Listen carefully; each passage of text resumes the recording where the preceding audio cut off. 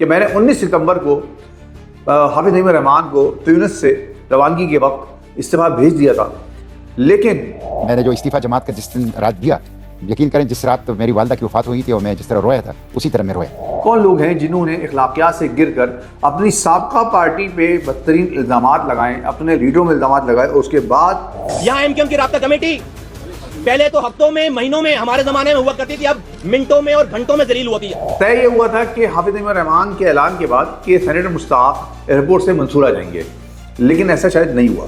Doctor Aafia کے لیے، فلسطین کے لیے، بلوچ ریزرویشنز، پختون ریزرویشن، مجھ سے جو کچھ ہوگا اور جیسے ہوگا اس کو میں کروں گا۔ ان کو کتے چھوڑے گئے، ان کو تشدد کا نشانہ بنایا گیا، ان کو ہتھکڑیاں پہنائی گئیں۔ میں چاہتا ہوں کہ میں یہ مطالبہ کروں کہ عمران خان کی فری ٹرائل کی جائے۔ اعوذ باللہ من الشیطان الرجیم، بسم اللہ الرحمن الرحیم۔ جماعت اسلامی کے سابق سینیٹر مشتاق احمد نے اور جماعت اسلامی کے سابق رکن، اب سابق رکن ہیں وہ، انہوں نے جماعت اسلامی سے استعفیٰ دے دی ہے۔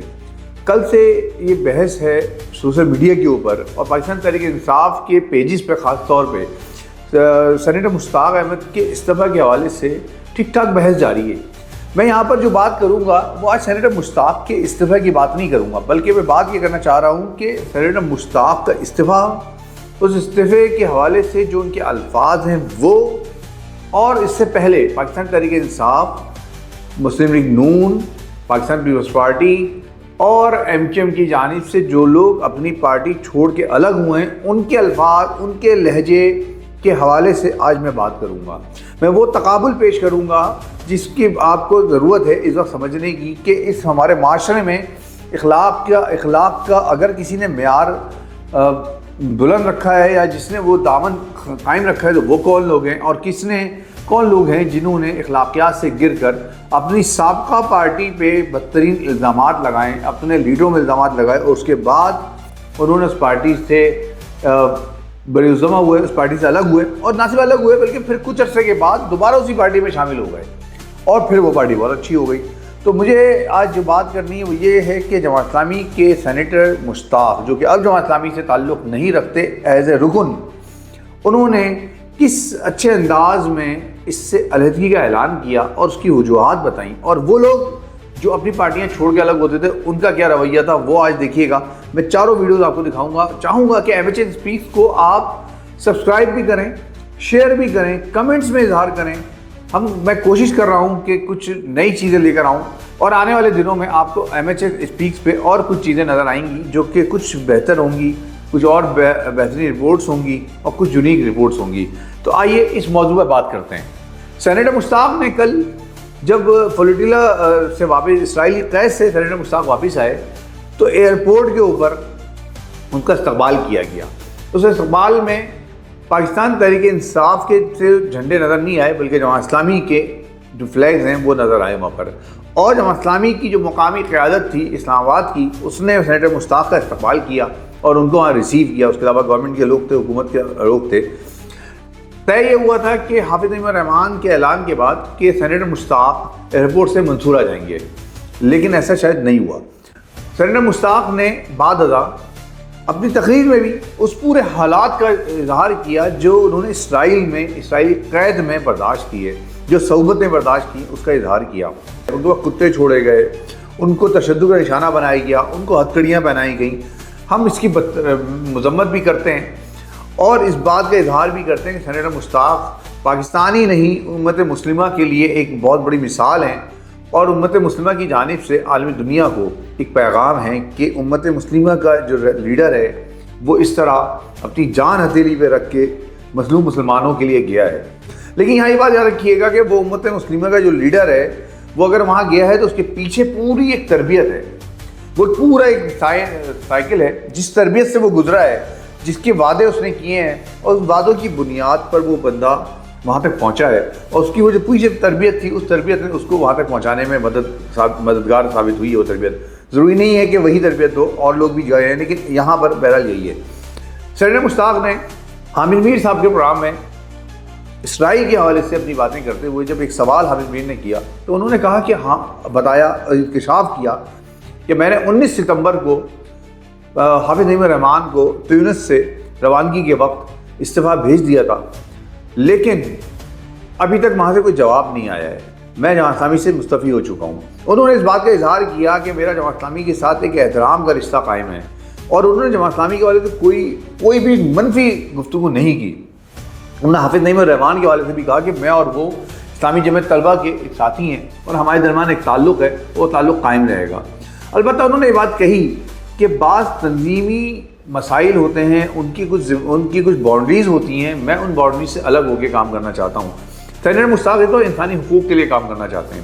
وہ یہ چاہتے ہیں کہ انسانی حقوق کی تنظیمیں جو کچھ کر رہی ہیں, فلوٹیلا جس طرح گیا ہے وہ پوری دنیا کے لوگوں کو جمع کرنا چاہتے ہیں اور ان انسانی حقوق کے لوگوں کو جمع کرنا چاہتے ہیں, اور اس کے بعد فلسطین کاز کے لیے ایک بڑے پیمانے پہ جدوجہد کرنا چاہتے ہیں. ہماری دعائیں ان کے ساتھ ہیں.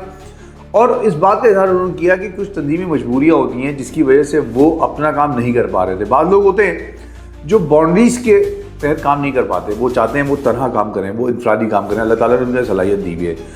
سینیٹر مشتاق نے جس فخری انداز میں, جس اچھے انداز میں جماعت اسلامی سے علیحدگی اختیار کی ہے, یہ مثال ہے اس معاشرے کے لیے. لیکن دوسری جانب جو لوگ تنقید کر رہے ہیں, چاہے وہ پاکستان تحریک انصاف کے لوگ ہوں چاہے دوسرے لوگ ہوں, وہ جو تنقید کر رہے ہیں, آپ ذرا ان کا رویہ دیکھیے گا. میں آپ کو 4 ویڈیوز دکھاتا ہوں, آپ یہ چاروں ویڈیوز دیکھیے گا. جب پاکستان مسلم لیگ کے سابق وزیر اعظم, پاکستان مسلم لیگ نون کے سیکرٹری جنرل اور سابق وزیر اعظم شاہد خاقان عباسی نے مسلم لیگ نون چھوڑی تو انہوں نے کیا کہا.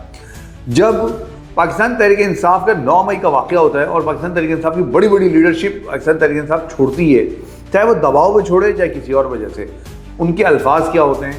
اسی طرح جب ایم کیو ایم ٹوٹتی ہے, چاہے وہ عظیم احمد طارق کے وقت میں ٹوٹی ہو, چاہے اس وقت جب کہ مصطفیٰ کمال صاحب واپس آتے ہیں انیس احمد قائم خانی کے ساتھ قائم کرتے ہیں پی ایس پی, اور جب وہ روکتے دھوتے آنسو بہاتے ہوئے الطاف بھائی, وہ الطاف بھائی جن کو انہوں نے چمکار کے مصطفیٰ کمال کو سٹی ناظم کے لیے منتخب کروایا تھا, اس الطاف بھائی کے بارے میں وہ کیا فرماتے تھے, کن گندے الفاظ کا استعمال کرتے تھے, وہی الطاف حسین کے لیے یہ آپ سنیے گا اور پھر میں آگے بات کرتا ہوں.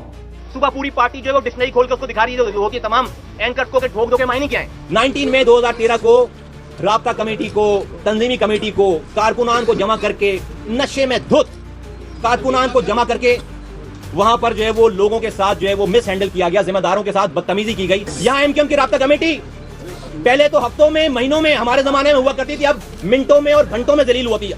الطاف صاحب کے لیے لوگوں نے اپنی جانیں نسلیں تباہ کر دی ہیں. یہ دور آ گیا ہے کہ پہلے تو رات میں تقریر نہیں ہوتی تھی, پہلے رات میں جو ہے وہ موڈ آف ہوتا تھا, موڈ خراب ہوتا تھا کثرت شراب نوشی کی وجہ سے.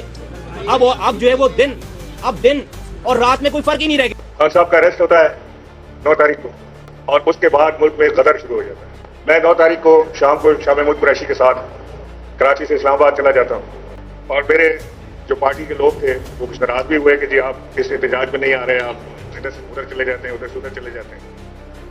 یہ میرا ایک ڈسکمفرٹ شو کر رہا تھا کہ یہ مناسب نہیں ہے. اور اس منحوس دن 9 تاریخ کو حملہ ہوتا ہے GHQ کے اوپر.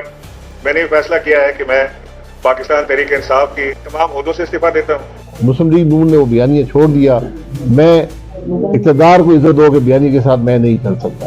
میں آپ کو یہ بات بتاؤں کہ میں نے جماعت اسلامی سے استعفیٰ دیا ہے. جب میں اس سفر کے دوران جا رہا تھا, سسٹی میں تھا, مجھے اس کے اوپر کوئی رسپانس ملا نہیں. لیکن آپ کو پتہ ہے میر صاحب, میں جب احترام کا, آپ میرے خیال میں میرے اور آپ کا 25-26 سال کا ایک تعلق ہے, ایکٹیو تعلق. جب ہم پروگرامات میں جاتے ہیں, احترام کا, عزت کا ایک تعلق ہے. جماعت کی میں بہت قدر کرتا ہوں. یعنی میں نے جو استعفیٰ جماعت کا جس دن رات دیا, یقین کریں جس رات میری والدہ کی وفات ہوئی تھی اور میں جس طرح رویا تھا اسی طرح میں رویا. لیکن حالات ایسے بن گئے ہیں کہ میں نے استعفیٰ جماعت سے دیا ہے, اس کے اوپر ابھی مجھے کوئی رسپانس ملا نہیں ہے.